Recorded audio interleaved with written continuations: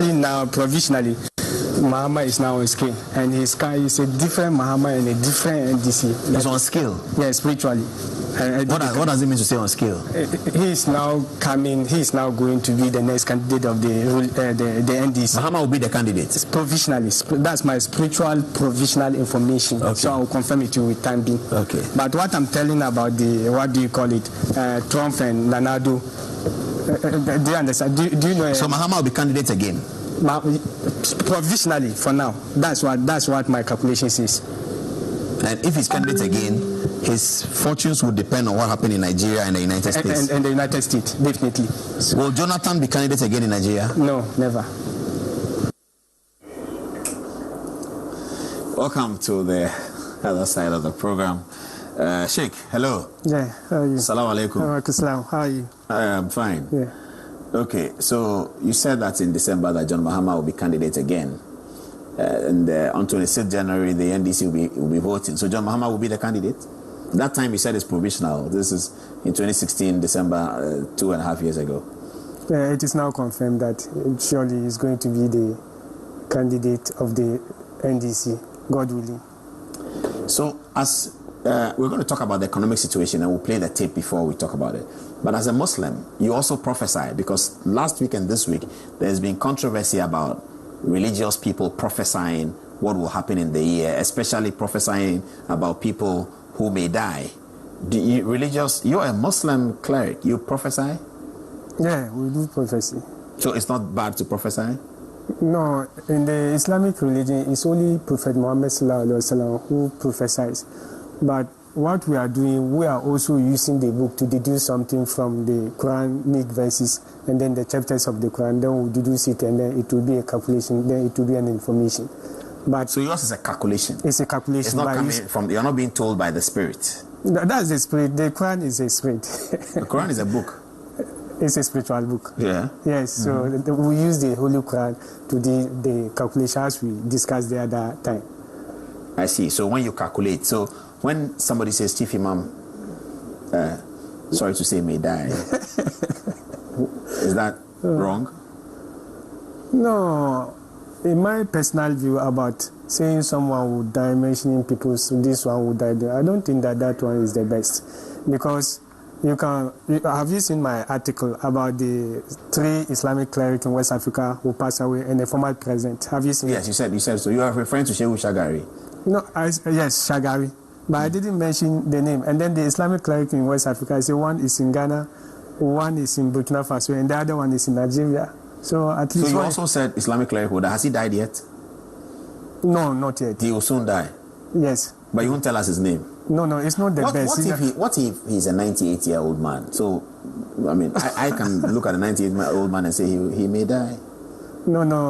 What we are calculating is that we are not saying whether he's a big man or is irrespective of his, his age, whether he's a big man or he's a small man. We are just generalizing everything. Then you take the format or the clue to know that we are talking of this or we are talking of that. But Islamically, even when you say someone will die, if the person is a good Muslim, the person will be happy. Somebody like National Chief Imam, I personally believe that when you say that he will die, he'll be very, very happy because he knows that what he's doing is on track. Maybe when he dies, he goes to a paradise. And you cannot go to the paradise not until you die. So that one, we don't take it as something. I see. Let's talk about the economic crisis that you predicted here in my studio in 2016. Let's have a look at that video about the economic situation that was predicted by Sheikh and come back to the studio to listen to him. Let's have a look. What does the numbers show for the government? Would it be a successful government? Yeah, Mr. Paul, that was 2012, immediately after the election petition.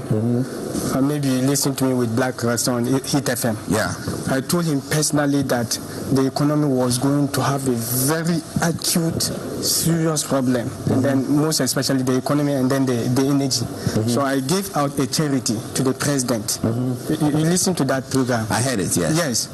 And they failed to do it. And what happened in the end is the same thing lying to Nanado. I pity Nanado. Say it again. So what's going to happen? The economy is going to be difficult. Very, no matter the amount of economists he has, even he should get the global economists.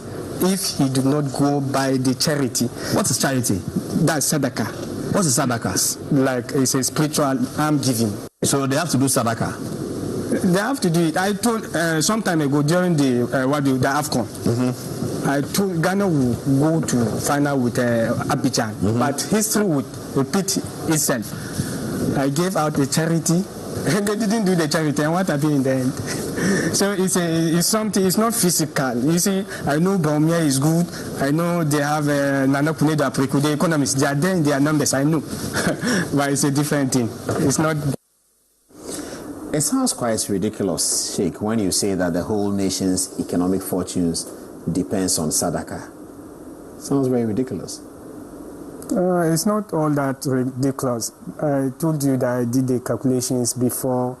What I'm telling you, most of the MPP groups know about what I said, even 2 years before even we came to the Metro TV, personally. So I will not mention you this one or that one, but it's something that I saw in the spirit. So you say he didn't. Sadaqah means what? He gets out of his gate in his residence at Nima and gives somebody 5 cedis. Is that what you mean? No, not necessarily. Nana Ado will go and do the sadaqah. It's something. It's a sacrifice that they have. Sacrifice. Yes, it's a sacrifice. Of who? A human being? No. It's of not. What? No, it's just animal sacrifice, or it depends on the nature of the time that they are going to calculate. Oh, so it's an elaborate process. It's not just a sadaqah like. No, not just an giving alms. No. It's a major process. It's a major process. To sacrifice a cow. Yeah, it depends on the nature of the size of the economy, how the economy is misbehaving. It depends on that one that you are going to measure the sadaqah. When it's very serious, then the sadaqah will be somehow huge. When it's average, so when it's very, very serious, the sadaqah may not be a cow by a human being. No, sister. We don't do sacrifice with human being. It will be something like a camel, or they will just do some regional. But they need an Islamic sheikh to lead them in that process. Yes, they need, because I use the Holy Quran, not necessarily me. Someone who can hack, who can troop in the spiritual realm and see it. Who can troop? Yes. What's that? Like you enter in the spiritual realm. It's like a password that you are going to put. When you put the spiritual password, it will bring you the outcomes of what is happening about the economy. So we're in the 3rd year. So 2019, the economy will still be hard without sadaqah. Without sacrifice, definitely is going to be. It was already predicted for 3 years, and now that it's now celebrating its 2 years. So we are now waiting to see the 1 year, and I don't wish that it should happen because I'm also a Ghanaian. I'm also enjoying or benefiting one or two of the economic crisis. Even if I'm not even benefiting, my family and others, they will also suffer from that. So I don't wish that. But from your calculation and your trooping, 2019 will be difficult economy. Once again, same as 18 and 17. The prediction was already been made. So by the 2019, maybe the later part of it, the later, let's say 2 months going there, about for the country to enjoy better, it's just to do the sacrifice. And then 2020 the economy is going to be okay. Who's going to win the election 2020? 2020, I just predicted. I told you that things are subject to changes. That's what I told you. You can predict today, just 2012, I told Black Cancer personally, but that one didn't come into, and I said that Nana don't win. And in the end, the thing also changed. It has subsided. That's Quran 13, verse 39. God establishes what He wishes, and then sometimes He tell what will going to come, or it has come to pass, and then He also establishes what He wishes, and with Him is the basis of the book. That's Quran 13, verse 39. You can see it now. Then later you do it in that way. So right now, who's going to win 2020? The 2020, for now, as I'm calculating, I'm seeing NDC leading in my prediction. They are leading? When we say leading, it means that for now, because since Quran 13, verse 39 is saying that this is subject to change, maybe you yourself, you know that in the Bible that one of the prophets, is it Isaac or what? He was going to be the prophet.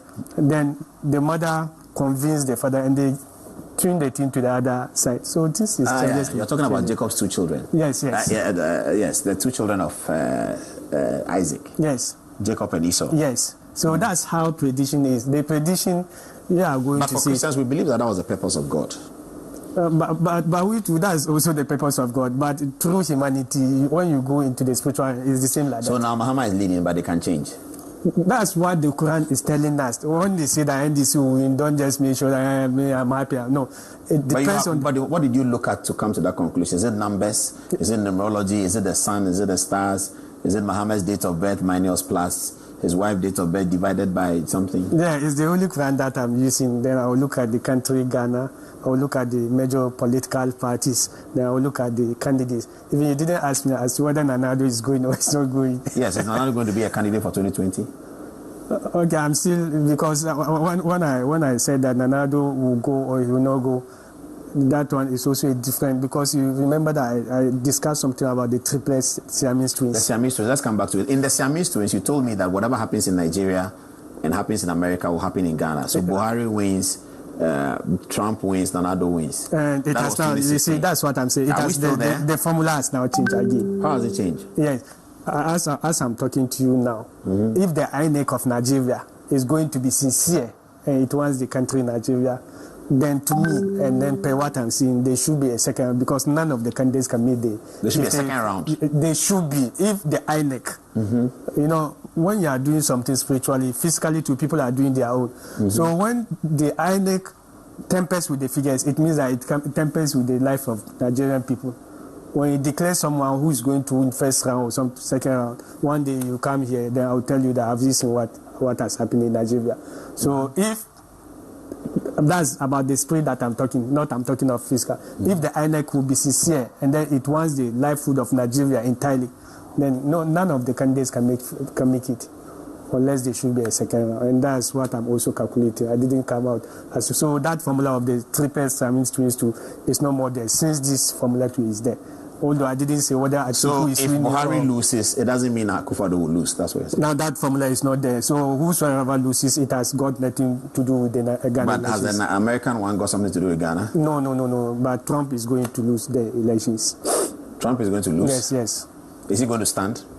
No, I didn't calculate that, but I'm saying that he's going to lose the elections. But if he doesn't stand, how will he lose? Definitely,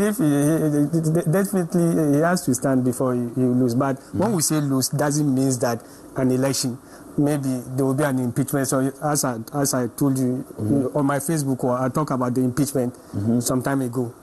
You know, I talk about the Russian. But even me looking at the events in America, I can predict the impeachment. I don't need Holy Quran. No, this one came 1 week before American elections that there is going to be a problem with Russian hacking. Yes. I've seen this article. Yes, this was published. Yes. I won Hillary Clinton on Russian hacking. Yes. It's on CNN, BBC, all the networks. 1 week before the American elections. Yeah. So it's not because that I've seen the economic indications of America or something of that sort.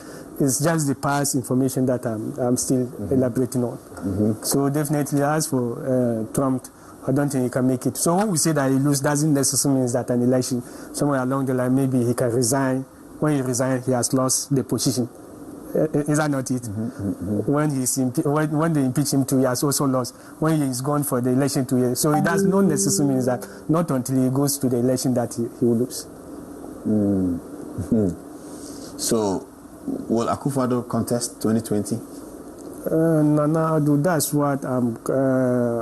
you know, when I calculated, I saw that he's contesting for 2020. And that's what I'm telling you, that things are capsiding. So at any moment from now, if I get different information, I'll just come and tell you that. So what information do you have now? For now, he's contesting. So it is him and versus John Mahama? Yes, that's why I'm using the word provisional. You know, some time ago when I said Mahama will contest, I didn't confirm it to you. It was 2 years ahead now. So now that provisionally Nanado is contesting, so he's going with John Mahama. So if there's any change somewhere along the line, I'll just call you. Then I'll tell you that this thing is no more there. John Mahama has met you recently. You told me that he bought your book. Not that he has